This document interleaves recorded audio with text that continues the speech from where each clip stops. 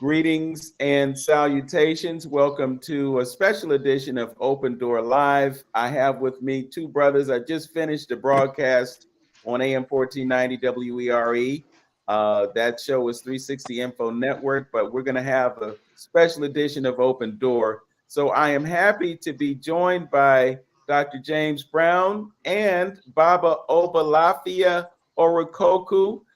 They were dropping gems on us on the radio, and I know not everyone is able to listen to the radio, so I thought it would be pertinent and important to actually continue this conversation online. So we're live to Facebook and YouTube, and I know there's at least one person watching, and if it's just one person watching, it's definitely worth it. Welcome to Open Door, brothers. Thank you for having me, and it's a pleasure to meet and see my brother. It's a pleasure meeting and see you as well. Yes, sir. Thank you. All right.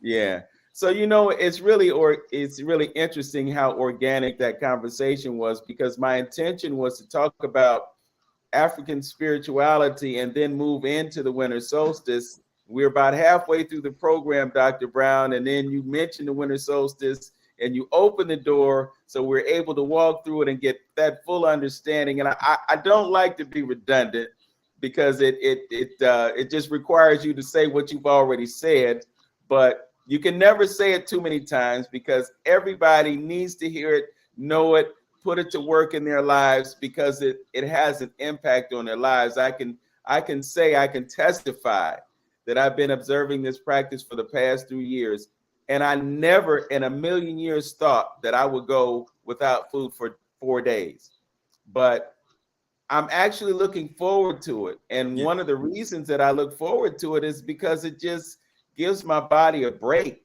from having to move all that stuff through. You take it in and you push it out, and it's a lot of work. So 4 days without doing that and without being constipated, because some people go 4 days because they can't, it's just their reality. But this is a conscious choice, and there's a benefit that comes from it. So we can start by talking about the solstice, and then we can move into African spirituality, because they're all tied together, and I think that you brothers did such a wonderful job of tying those two things together and showing us how there's nothing new under the sun, and a lot of us are doing the same thing in different lanes that all lead to the same space. So let's start just by talking about the significance of the winter solstice, and I'll invite you to give us that information, Dr. Brown.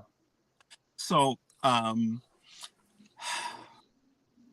Christianity, Judaism, the Abrahamic religions hold this time of the year as being holy.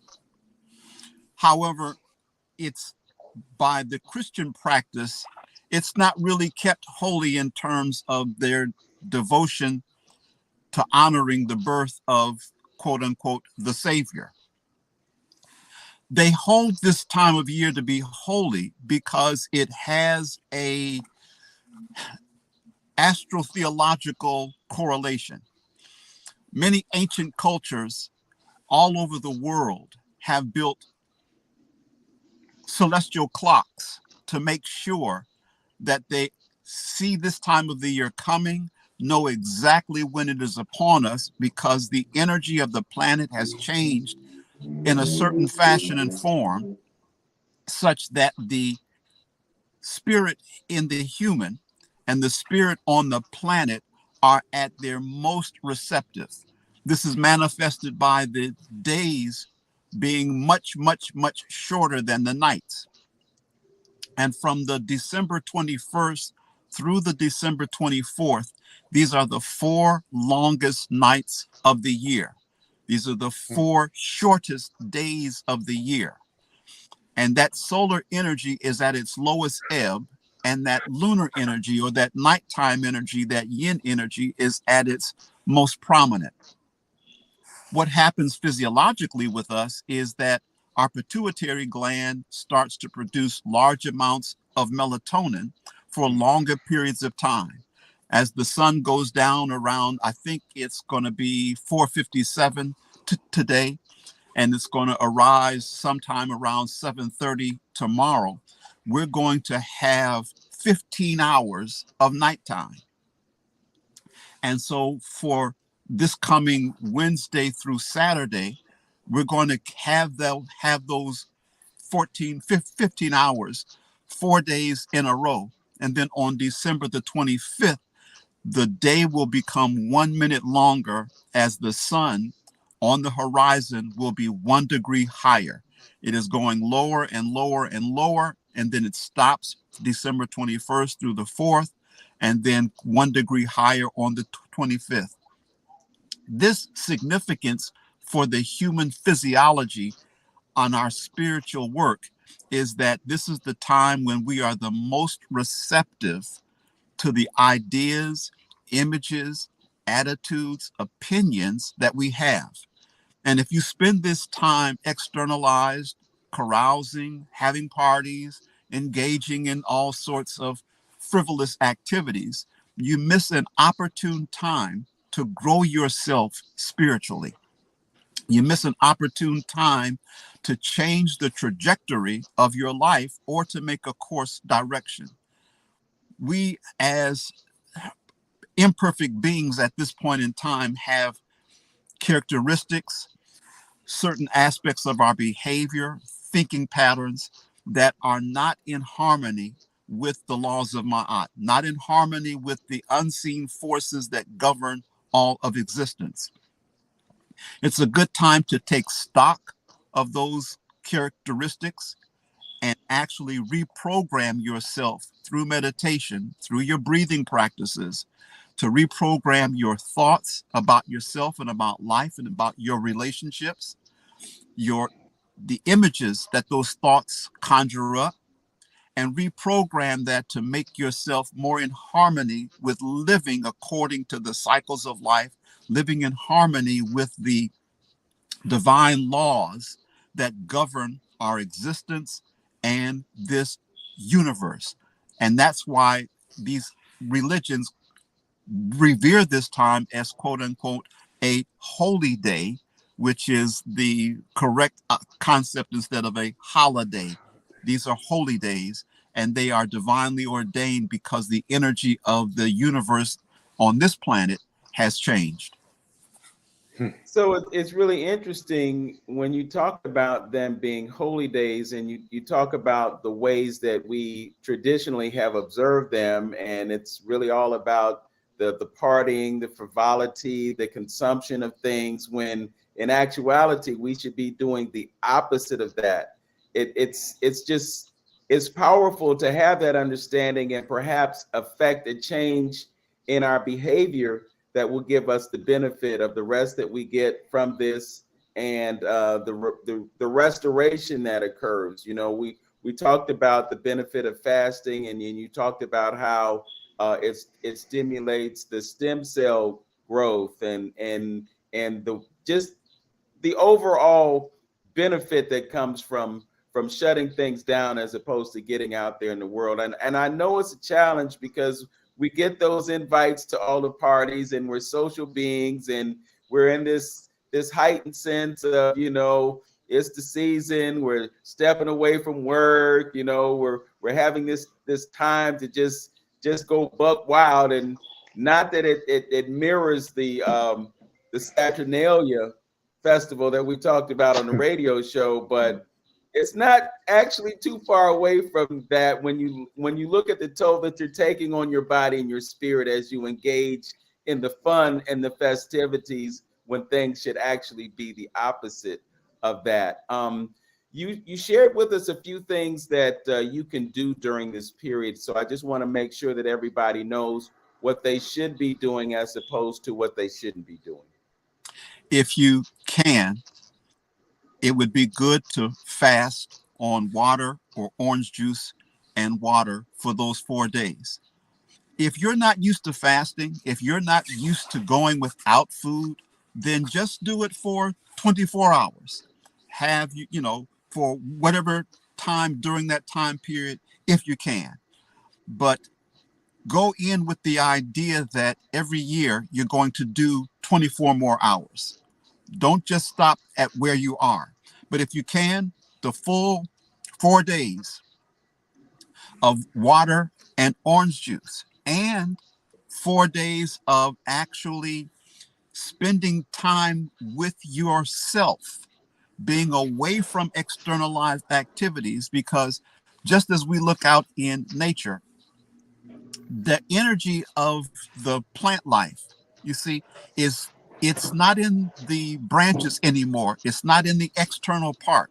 The leaves have fallen off, the blossoms have fallen off, the fruit has been harvested. The energy now has gone into the root of the plant. It's gone into the part of the plant that we can't see. And that's the same way our consciousness is. It is to be turned inward at this time. So you fast for those 4 days after cleaning yourself out the day or 2 days before, and spend your time in crafting a meditation script, words that you want to implant, the images that you want to implant, to reprogram yourself, to actually put into your being the value system that you know to be in harmony with the laws of God, with the edicts of God. And when I say laws, I'm not talking about commandments. I'm talking about the scientific principles, the principles of nature, the principles of physics, which govern existence. And so recognizing, number one, that we are all one, that there's nothing but unity in this planet, even though it looks like a multiplicity of things. Because we are all connected. We're connected with each other and with all life and with all things on this planet. And our behavior should be that in our interactions, recognizing that I am you and you are me. So there's certain things that I wouldn't want done to me, so I can't do that to you, because in effect, if we are one, I'm doing those things to me. So we want to implant those kinds of ideas. And also, Baba talked about previously, he had to find a space of peace within himself. Well, that's the universal principle, and that's why most religions all have a greeting somehow of peace, whether it's nirvana, hetep, assalamu alaikum, shalom. Peace is somewhere in there, and that is the most powerful place for which to operate. When you talk to the physicists, before the Big Bang, there was nothing going on. When you watch the martial artists, before they do these magnificent displays of power, they get very, very quiet and still, breathe a certain kind of way, and out comes this tremendous outburst of chi or energy. So being at peace is our most powerful position. And rather than being buffeted by the things that come our way in our regular life, during this time period, implanting that I am still in the face of the storm, at which point I can reflect appropriately on the solution, the behavior of how I'm going to handle this situation that comes my way. We can use these 4 days to implant those ideas and attitudes and behavior such that we can become more in harmony and, again, healthier and more successful in this coming year. Just want to embellish what you said and go back to the orange juice. I want to make sure that folks know that we're not talking about going out and getting some Tropicana. Thank you. Or some of the other pasteurized orange juices, because when you're going through all this trouble to cleanse your body, you don't want to add poison to it. So when you do your orange juice, you want to take some organic navel oranges if you can find them, and blend them with some spring water or some good water, and add some cayenne pepper to it, because that has a benefit to you as well. But don't go get the Tropicana. Make your own, and you'll definitely get the benefit from that. Want to bring Brother Obalafia into the conversation. I don't want to say he was a spectator, but he was doing a lot of listening during the radio show, as I was, and as I have been over the years that I've known Dr. Brown. We have been talking about the winter solstice. We've been talking about nature, and we're talking about our relationship to nature. And I think our relationship to nature and the forces that operate within nature are part of what led you to kind of redefine your spiritual practice. You mentioned during the radio show that you studied with the Hebrew Israelites, you studied with Muslims, you studied with a lot of different things to try to get to some type of understanding. But at the core of all of these different things is nature. So could you talk about the importance of nature and how it affects your ability to exist in a peaceful state? Certainly. When we talk about Mother Earth, we use a term called Onile, which means owner of the land. And the earth is actually a goddess in many cultures throughout indigenous cultures. It's important that we see the earth as a shared mother. If we think about it, everything that we have that comes to us comes by way of the earth, and we only exist here. And no matter how deep our mythology get, heaven and earth is all we know. So one that speaks to tradition of us dying and going to hell and the devil, which we spoke about earlier, which I find that we don't have that concept, at least in the Yoruba tradition. I know in the Kemetic tradition, we have Set, and Set is not even really a devil. It's just the aggressive forces. Right. And so when talking about Mother Nature and all that we have, the way that we treat each other while we're on earth is more important than waiting to go to heaven or going to someplace in the sky and interacting with us as we're new beings. When we're talking about this time period where Christ supposedly died and came back, this is actually a time for us over these 4 days to die and come back, to supplant or to weave out all the negative things that are stopping us from growing and expanding over these 4 days, to take time to do the opposite of what society is doing. It's African tradition in a sense, because it's what you need to do at this time of the year anyway. So it's kind of like recognizing that we are in sequence with the earth, and that's the first planet we should talk about. So when you're talking about nature, it's my mother's a reverend, and we have a lot of conversations. And I asked her, how come Christians aren't more, and no disrespect to my mother, how come they aren't more concerned about the earth and the environment and the eco world? And she said, well, son, it's because we're going to die and we're going to go to heaven.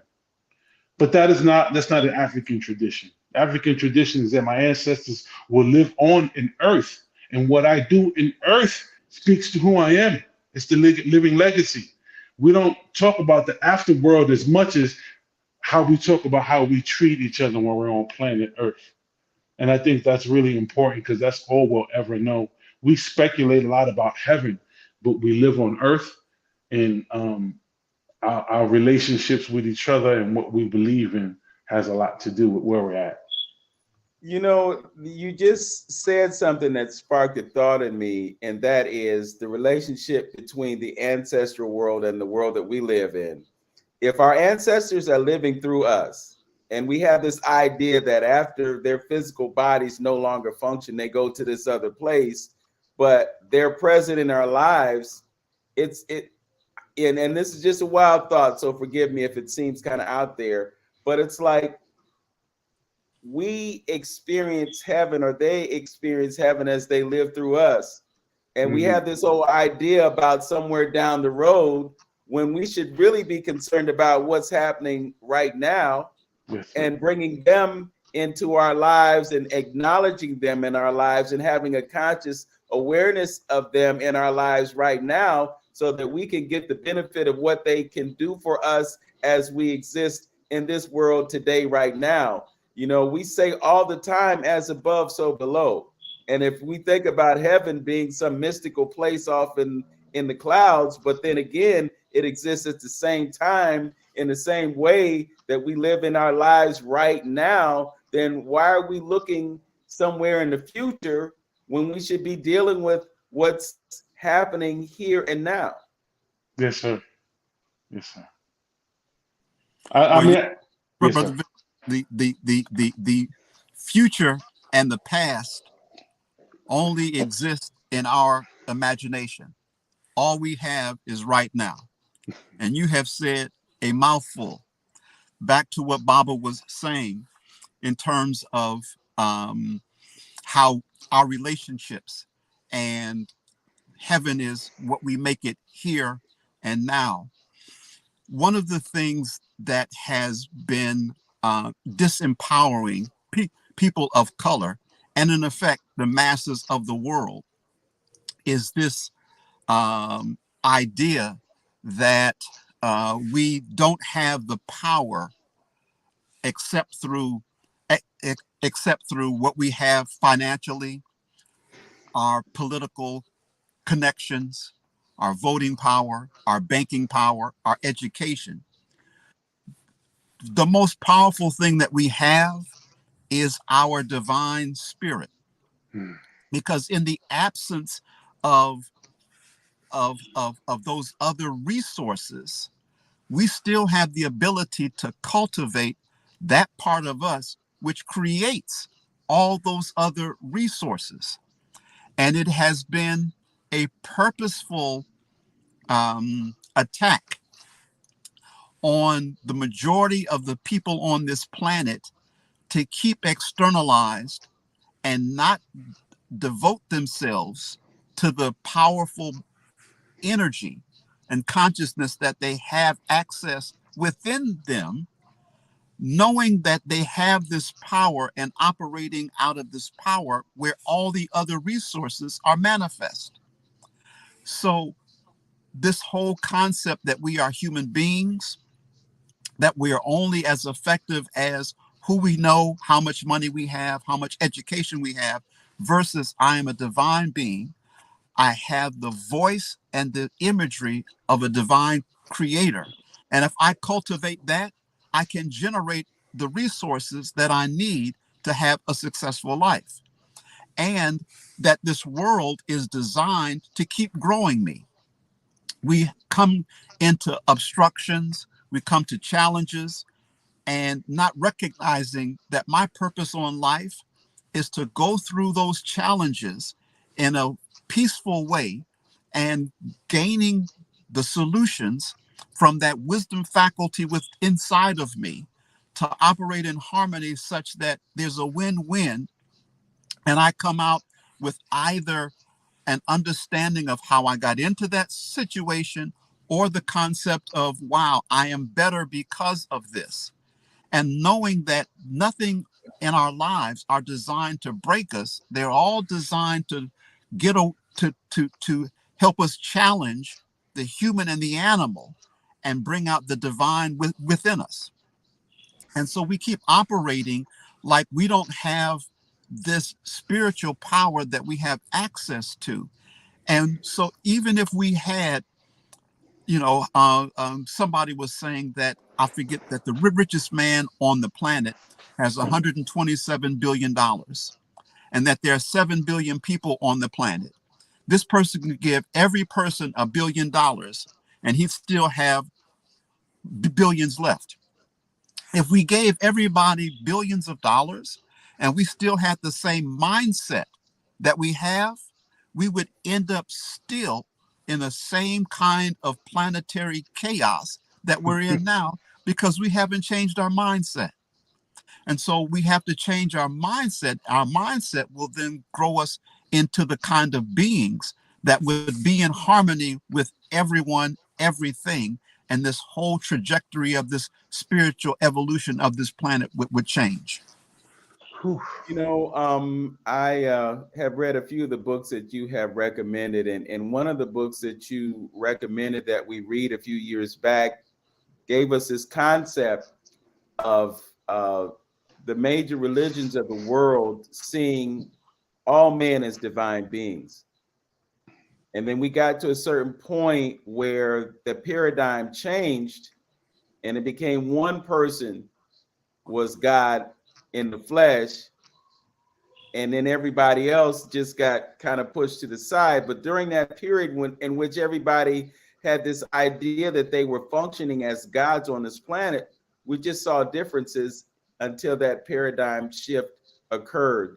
And I think that's one of the things that has taken us away from the understanding that empowers us to realize that we can control, or we can have an impact on how things happen around us, and we can, decide what is best for us and not allow those other controlling forces to dominate us in such a way that we lose our own power to impact things that happen to us. Brother Obalafia, from your perspective, is it possible for those of us who have an awareness or a consciousness of our relationship to nature and our status as divine beings to empower us to have an impact on things that happen in our lives and those around us? Is it possible for us to have the power? I'm sorry. Is it possible for us to have an awareness of the power that we have as gods? I think it is. Even when we were talking about the biblical version, Christ said that ye too are gods and that you can do more than I have done. And I've noticed when I was a minister in church, boy, I didn't have a chance to preach that scripture. When they heard me practicing, they said, "Oh no, you can't do that." And I was like, "Hey, this is in the New Testament, whatever Christ said is in bright red letters for some Bibles. And I was in bright red letters, and this is the message I seen that my people needed. So we kind of have to do the opposite of what Western society is doing and pay attention between the relations between our bodies and the cycles of nature. Okay.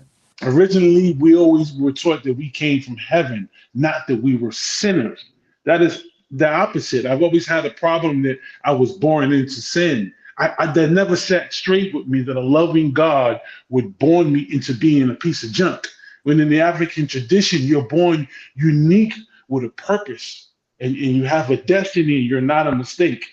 So if we pay attention to indigenous culture, our indigenous African culture, and the reference point and the paradigm that we're born unique with a purpose and something to fulfill in life, that would help us with, like, psychologically, the onslaught that we're just sinners and that we're doing the best we can do, which relates to the Saturnalia when on your time off, just do whatever you want to do with yourself. Don't cultivate yourself to grow and be successful. Just kind of, degenerate further so you could be better for the workplace come Monday.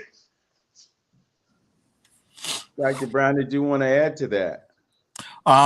He said it perfectly. This whole concept of, much as I enjoy the music of the Isley Brothers, you always have to be careful of the messages. And so do your own thing is not the appropriate behavior, because we live in this vehicle that has been programmed by hundreds of millions of years of animal survival. And so when we do our own thing, pretty much it's the animal that's driving the show. And what we want to do is to behave like the divine being that we are. He mentioned the New Testament phrasing, but also we know in the pyramid of Unas, 3,500 years BC, carved into stone in the roof, it says that we are divine beings, that we are the children of God. We have the same qualities as God, just not the same quantity. We are like a drop of water to the ocean. We have the same qualities. We just aren't of the magnitude of the Supreme One. There's an African story where so the word for God and man is the same. It's Muntu, M-U-N-T-U. And a young student was asking the teacher, if I am Muntu, can I change the trajectory of the sun in the sky? And his teacher said, yes, you could if you had as much power as the Muntu who gave it the course that it has. So we have the same qualities, just not of the same magnitude, just like a drop of water to the ocean. And we have to recognize that sometimes our power is enhanced when the drop merges into the ocean. And so this whole course of religion is what? To religare, to retie.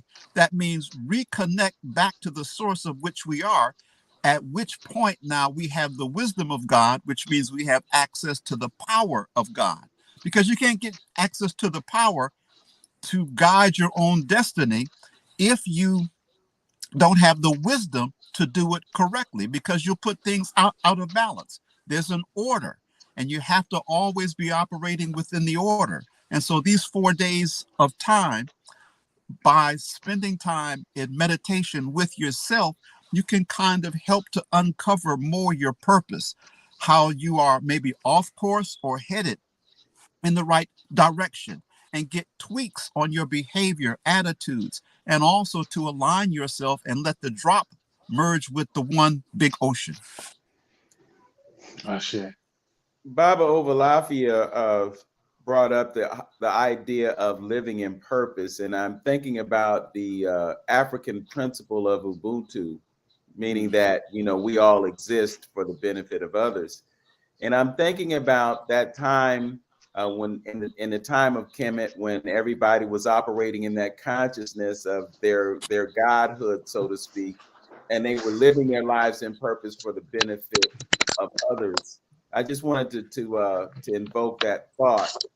But I also want to revisit the idea of the concept of God being an angry God, because what I've heard about being at peace and allowing nothing to disturb your ability to be in peace, that doesn't involve anger. Dr. Brown, could you put some perspective on that, or tell us what it means, God to be an angry Absolutely. Absolutely. So, we were mentioning the organ systems in the body.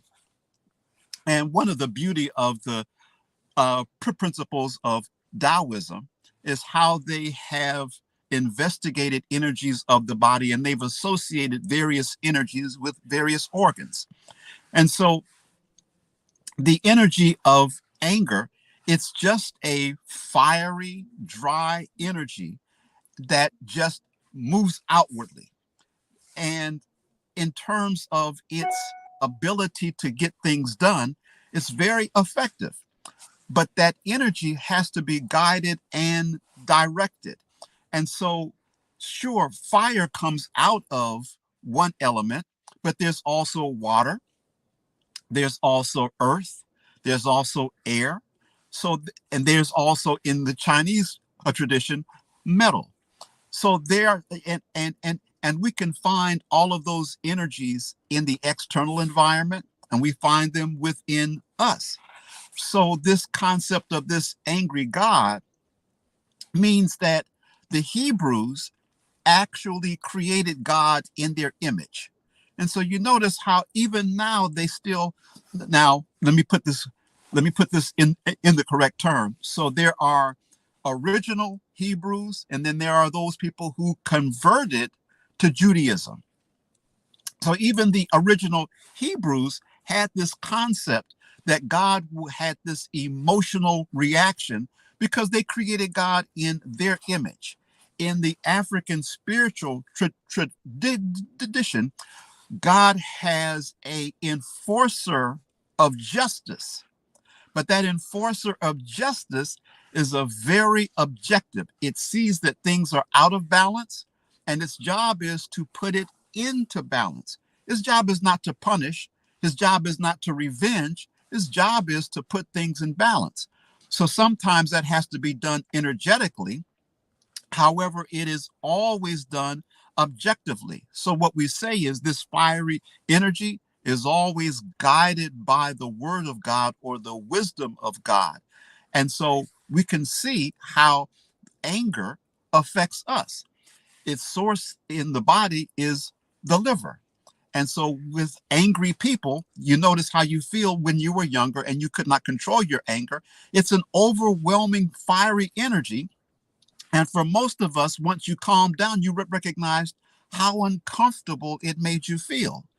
If you committed certain acts in that anger, many times when you relax and reflect back, you can see the destruction. You can see the errors that you committed while you were angry, because it clouds judgment, it clouds reason. The only way that you can counteract that is that when you feel the emotion rising, breathing from the abdomen And then by doing those slow, deep breaths from the abdomen, you activate the parasympathetic nervous system, which cools everything down. And in cooling it down, you have more of a reasoning faculty come online to decide what action needs to be taken and how it should be taken. There's a old story to demonstrate this in the Japanese tradition.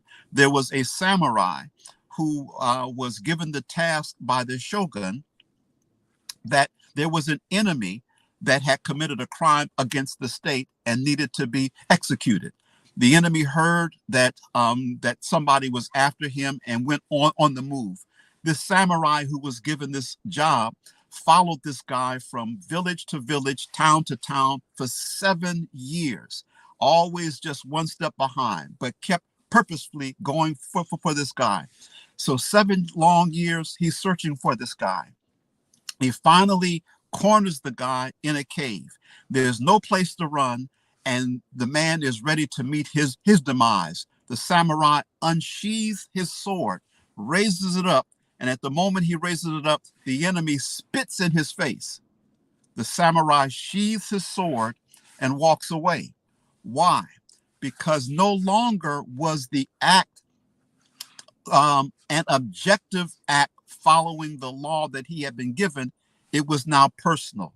He had now interjected his own emotions into it, and it would not have been a righteous or justified act, so he walked away. That's the demonstration of when I am about even to commit the most violent act, it always has to be a justified act that has been sanctioned by the wisdom of God. Yeah, I would further talk about just the idea of lower vibrational energy that you're affected by when you're in that state of anger.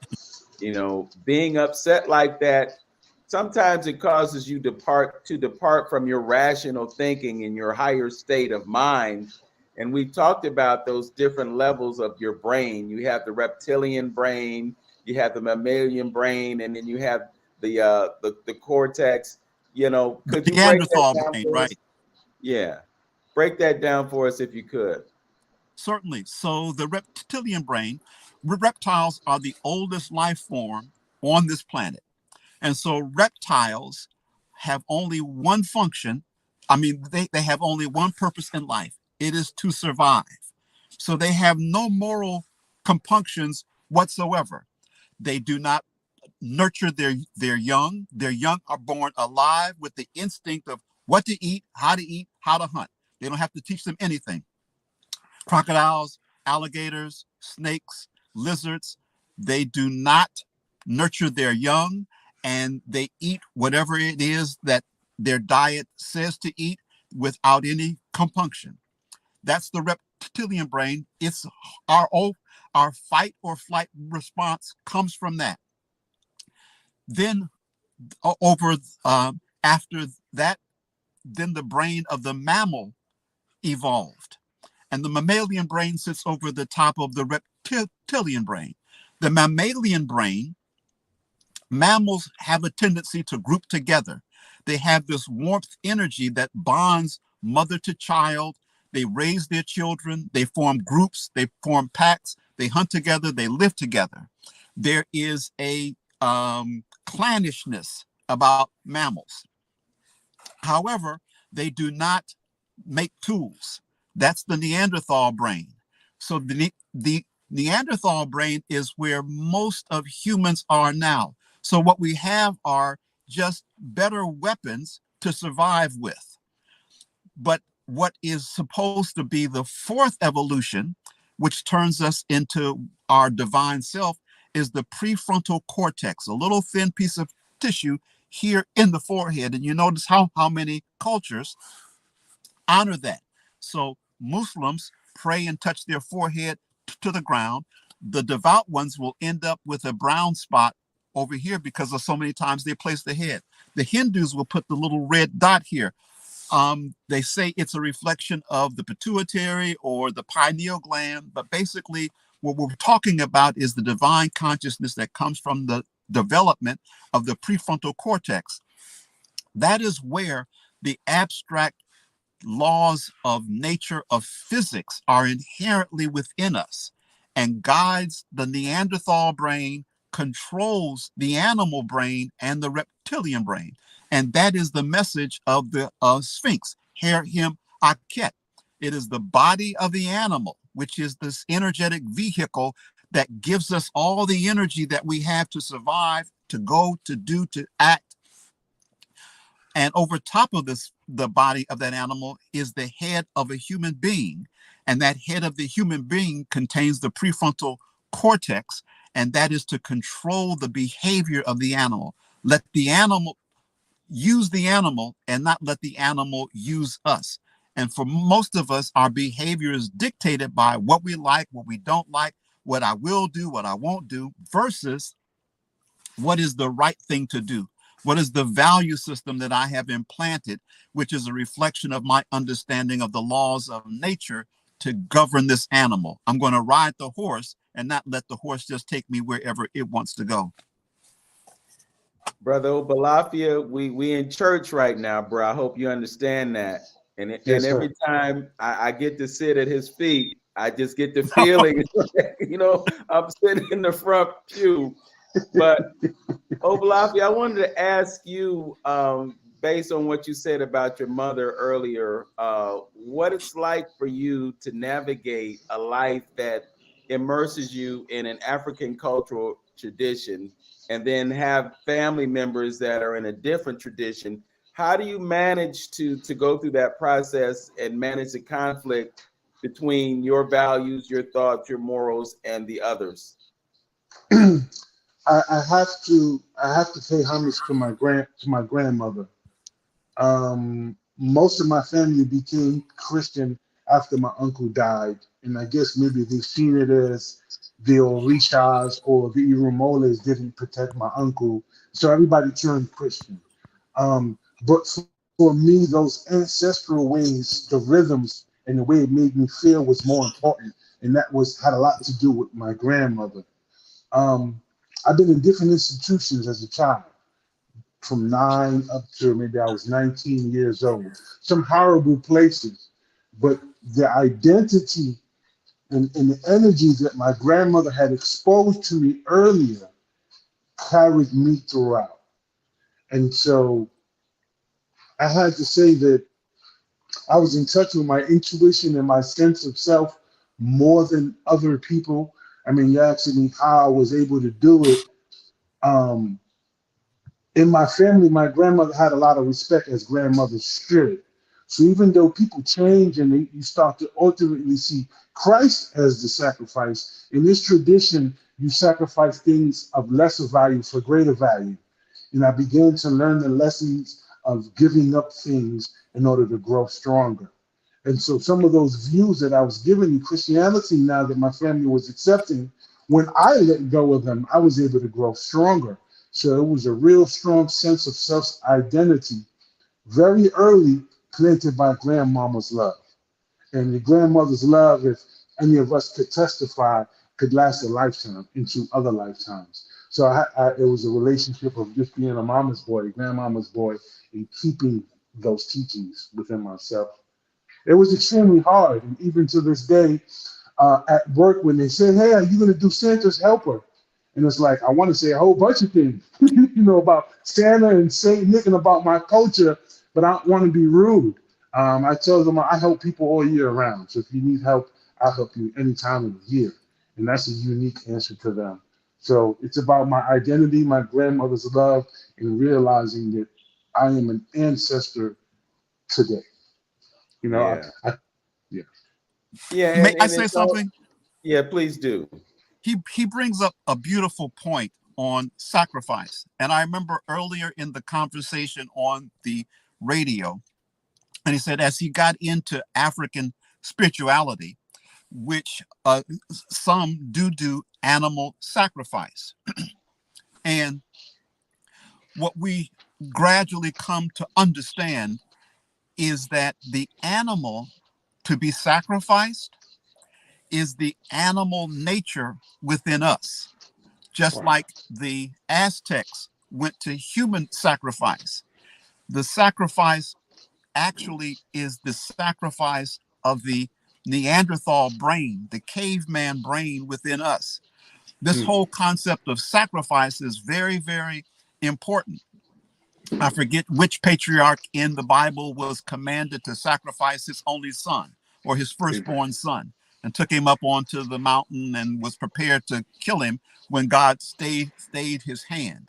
Because this whole concept of the solstice is about, what are you willing to sacrifice? As brother said, I'm going to sacrifice the lesser for the gain of the greater. I'm going to sacrifice my enjoyment of food and pleasure for the development of my spiritual self. Yes, sir. I'm going to sacrifice the time and energy that I would do to other things. This brother is willing to sacrifice his time for the benefit of serving others. But we're going to sacrifice something so that we can have a greater benefit on the other side.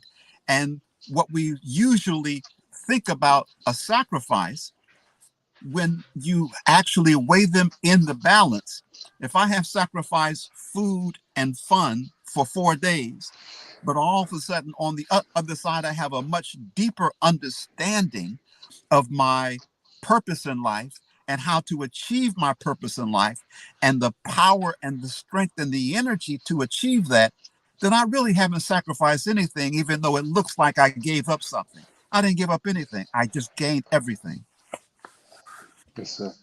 That's it. Thank you. Thank you for that. There's so much intersectionality in the conversation that we're having. I know, Dr. Brown, you have another appointment, and I really appreciate you taking the time to be with us today. I think so many people have been able to take away from what you have said a greater understanding of how they can function at their optimal levels. And that's really what life is all about. You know, I say to folks every day, you know, live this day like it's your last day, you know, enjoy it to the maximum, you know. So the things that you're sharing with us give us an ability to actually do that. And it also gives us an ability to impact the lives of others, because as I was saying, you know, we all come into this world with a purpose. And when we can learn what that purpose is and function with that purpose, that's how we're fulfilled as beings on this earth. What a terrible thing it would be to come into this world with all these gifts and talents and ways that you can edify others, and then you not do anything. What's the purpose of your life if you're not doing something to make someone else's life better? So me, it's just rewarding for me to be able to open up this channel and give you an opportunity to share your thoughts with folks, and they can learn something from it. So Dr. Brown, I want to give you the opportunity to make that departure as you need to, and thank you once again. And I'm just going to spend a couple more minutes with Brother Obalafia, if he does. Is it okay, Brother Obalafia? Yeah, yes, sir. I'm here. Yes, sir. Okay. My So I'm brother, going to spend a I few thank you more for the moments platform, with him. and it was And a pleasure meeting thanks again. my brother. Peace and Thank you, blessings Dr. to you Brown. both. Thank you very much. Thank you, Yes, sir. sir. All right. Thank you. Whew. All right. Dr. James Brown, right here on Open Door Live. Brother Obalafia, you mentioned in the radio broadcast that you've been doing security work, and I don't know what your occupation is, but I know that you are a brother of significant stature. You definitely above average when it comes to height and so forth and so on. And I know that along with that comes what you deal with as a Black man on this planet, because you know we're the ones who are demonized to the greatest extent. We're the ones who are marginalized along with our sisters. You know, I mean, sometimes we kind of have contests about who's the most dysfunctional, you know, who suffers the worst in their existence on this planet. And the fact of the matter is that we both do. You know, there's no separation between the trauma and the tragedies and the trials of Black women and Black men. You know, so I don't want to beat that to death, but I just want to bring that into reality. But what I want to ask you is, you know, how you having this connection to an African spiritual system has enabled you to be able to manage your life in a way that you function as best you can? Um, uh, for me, as I said earlier, I've always tried to find God so that one day I can be normal. Dealing with depression and what is known as post-traumatic stress syndrome, I just wanted to be right. I wanted my mind to be right. Um, so having African values and knowing that I have a purpose and that I was born to do something great, sometimes it was the only thing I had to stop me from drowning in self-pity and depression. Um, Learning what depression is and dealing with depression, I had to become creative. Of course, I did go to therapy, but I realized my culture and everything I did every day was going to save me. And so I always looked to people like Malcolm X, people like Marcus Garvey, people like Amos Wilson. I had to find heroes that would remind me of the greatness in myself. And I had to go kind of against what society was giving me, sort of victims and people who were passive. I had to look towards people who inspired greatness and power in me. Instead of being powerless to the world around me, I realized that I was a force of nature. And it's a work in progress. I realize I'm a human being having this, I'm a divine being having this human experience, but sometimes it can become overwhelming. African culture is very vibrant, and we have a lot of different avenues we can express ourselves through. And so I'm never exhausted in practicing these traditions to remind me that I'm a divine being having this experience, and I try not to take things personally, especially in the workplace, because I read on my lunch break. And whatever book I'm reading, people are noticing no matter wherever I go. And they're usually Caucasians. And that usually sets me apart from the people who are on Facebook and checking out the game. And so I'm able to have conversations with people on a soul level, Europeans. And we're all kind of dealing with the same thing. Myself being a big black man, I'm 6'2", about 340 pounds. For some reason, people open up to me often. And with that, I'm reminded of the universality with the human experience. We're just trying to make a living wage and provide for our family and have a sense of self and purpose. And that Yeah. inspires me. That inspires me in itself. Yeah, and I think it's powerful that you have that awareness, and it's intriguing to me that you would say that people are drawn to you when, customarily people are taught that they should fear you. Yes. Yeah, and that's Yeah. very big because you do unless I smile and let you know that I have this aspect of me. It took a long time for me to let that guard down, but I don't know how big I am. When you're over 6 foot, the only time you're reminded is when you got to go through a doorway. Other than that, I feel just like everybody else. Um, it's not only till someone is able to share with me and they're like, man, hey, I was afraid of you, man. Then you gave me a hug and you smiled, and I let my guard down and I decided to open up to you.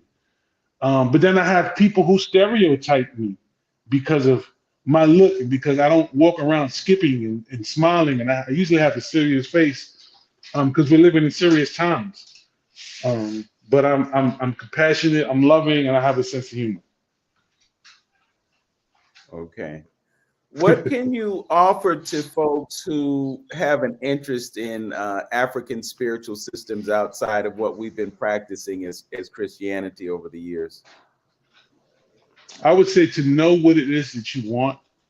And just like in any tradition, you have people who want to take advantage and don't totally let your guard down. In this tradition, you have to research and study a little bit. You're going to find different personalities that you like. Research and study and take your time. I believe a lot is intuitive. You can be attracted to certain teachers for certain reasons, and either you're noticing a weakness in your behavior. Some people, I notice a lot of sisters go to men who are babalawos and personages because they might be lacking in that area in their life. And that might not be helpful. It might be more empowering to find a sister to help you raise your bar of self-esteem and what it's like to be a woman. As men, it might be helpful for us to find babas who could teach us how to be better, stronger men in this tradition. Know that if you come in this tradition, you don't bring all your old values and your beliefs. Don't come with heaven and hell. This is going to be something new, because it is not Western. It's based upon what the whole world was based upon. In a sense, from the beginning of time, we had these traditions, and so you're going to have to change your mind, and that's scary for certain people. The fact that you have to change your minds and your beliefs. Okay. For the benefit of those who don't know, could you describe what a babalao is? A Babalawo is what they would call a priest in the Ifa Orisa tradition. Baba meaning father, Awo meaning secrets. You also have an Iyanifa, which is a mother of Ifa, which is what we describe as the word of God. Ifa is literally a divination system, but it's also the corpus of teachings, which are thousands upon thousands. So it's a large body of teachings.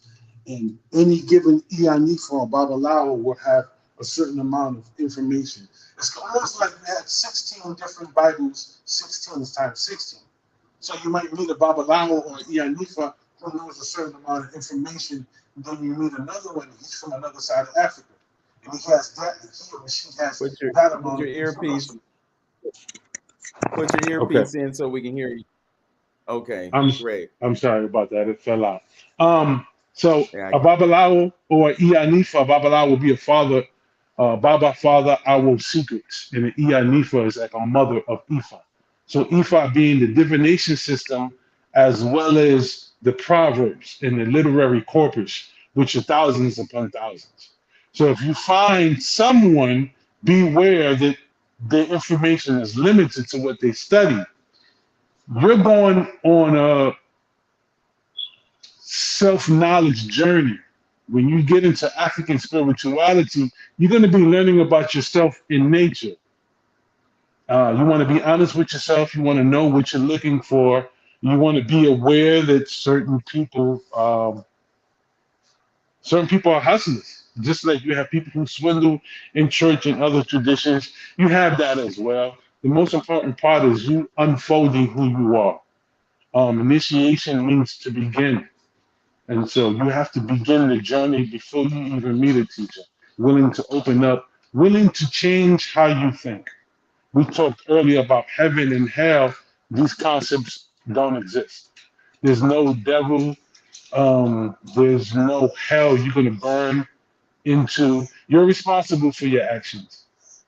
Um, I think that's some of the major points that I find people that they bring Abrahamic traditions into African traditions when we pre-existed them. And so you have to be willing to change. You have to know what you're looking for. thank you for that, and I'm really happy that you were able to explain it in a way that folks can grasp and understand. And I hope that somehow the past hour that we spent together, folks have heard something that will perhaps give them a different perspective on something that they don't understand. You know, a lot of times when you don't understand something, you got to do what you do on your lunch break. You know, pick up a book and read. It's such a revolutionary thing to do these days when we can sit in front of a phone and scroll on Facebook for hours and hours, and many times not get anything of substance other than what's going on with this celebrity or that celebrity, or some of the trivial things that happen in our community that people are talking about. But in terms of what you can bring into your consciousness to improve the quality of your life, many times it's not there. So this is just a challenge to folks. If you don't understand something, do some research, do some homework, read a book. It's one of the most powerful things that you can do because it forces you to use your imagination. When you read those words and you construct thoughts in your brain and you try to imagine what you're reading about, it does something beneficial to you. So read, immerse yourself in study, and try to find out things that you don't know about. And I promise you that if you take the time to do that, you'll be able to understand things that you never understood before. And more importantly, you'll be able to connect with a culture that has been foreign to you. You know, one of the biggest issues that we have as people who live here in this country is that we don't study history enough to understand what we come out of, you know? And because you don't know yourself, you don't know what you're supposed to be doing. You know, you mentioned initiation. You know, there's rites of passage. There are cultural systems that give you, as a young person, an understanding of what you are supposed to be doing. The question we should all be asking ourselves is, why am I here? And when you understand why you're here, then you begin to understand what you're supposed to be doing. Brother Obalafia, thank you so much for spending this time with me today. You know, it was a conversation that I wanted to have for such a long time. Yes, You inspire me to have a greater consciousness and awareness of culture, whether you realize it or not.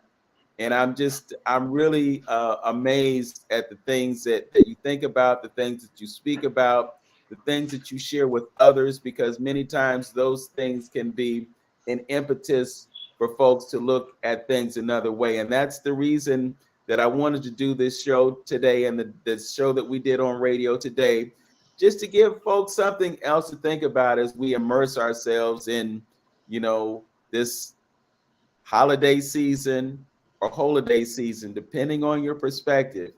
It can serve you or it can take away from you, but the choice is yours. Once again, thank you for joining me on Open Door. thank you, Baba, and I want to thank Dr. James Brown. I've been a fan for him for so long. And today, if I can, part of African tradition is elders teaching the youth, and the youth being able to sit at the feet of the masters. And we did that today, and I thank you for that opportunity. All right. All right. Well, thank you for joining me. I'm going to end the broadcast at this point, but I'm going to invite you to stay for just a few moments because there are a few things that I want to share with you before we Okay. completely disconnect. So, those who have been watching us on Facebook and YouTube, thank you for joining us. As always, know yourself, love yourself, be yourself, make today your best day. Peace. Peace.